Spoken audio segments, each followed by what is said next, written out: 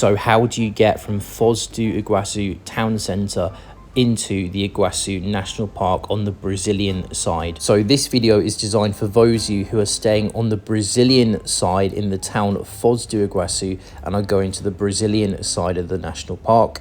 Now, there are two methods that you can use to do this. The first method is to use a local bus, and you want to go on a green bus, and it's line 120. Now, you can take this bus from the TTU bus terminal.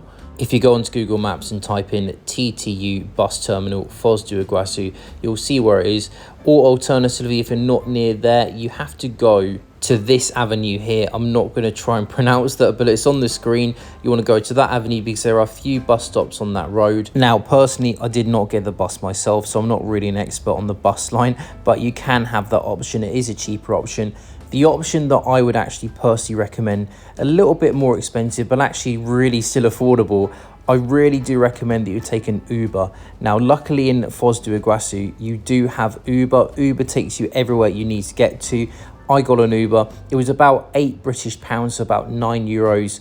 And actually, as you can see here, it was about 53 Brazilian reais. I think that's fantastic value for money for a 30-minute journey. So honestly, Uber would be my recommendation. But if you do want to save a little bit of money, then you can take the public bus. But I would just recommend getting Uber. It's easy, it's cheap, it's safe, it's affordable. That'd be my recommendation. However, if you're staying on the Brazilian side and you're not planning to stay on the Argentinian side, and you still want to see the Argentinian side of the falls, I recommend that you go to the description of this video, because on the top link will be a link to where you can actually go from the Brazilian side over to the Argentinian side for just a day trip, not to stay there, but just as a day trip. So do check that out, and also do check out these other links in the description too. You can purchase your flights on Skyscanner using that link in the description. You can also purchase a VPNs protect all of your devices when you're traveling. You can purchase luggage and bags using the level 8 link in that description. There's also a link there where you can make money online as a side hustle in order to fund your travels.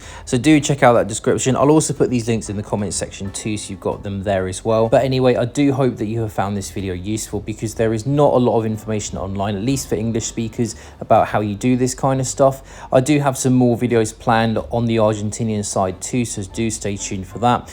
Make sure you do hit the like button. It really does help out the channel, and also subscribe for more travel content. So thanks very much for watching, and I'll see you all in my next video.